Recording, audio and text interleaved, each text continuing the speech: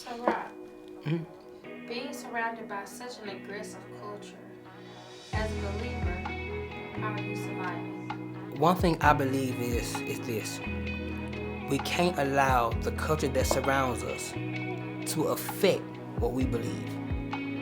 When you go to Daniel chapter 1, 2, and 3, there's a story about Shadrach, Meshach, and Abednego, which most people don't understand that those was Babylonian names to reflect the Babylonian gods, because it was their custom that whenever they take captives, they reflect the Babylonian culture and worship of their gods upon their names to assimilate them in the culture.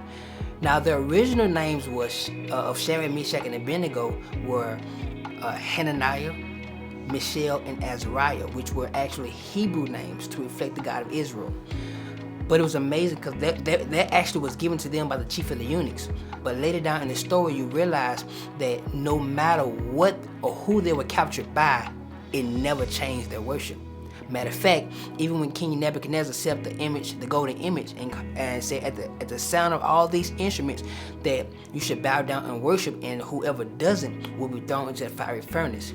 It was even so to the point where Shadrach, Meshach, and Abednego, the Hebrew boys, stood up to the king and said, "Hey, we don't have to defend ourselves in this matter.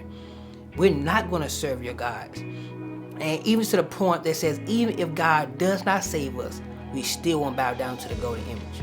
But what was amazing was, at their steadfast faith in God, it brought them before the king and got them in trouble.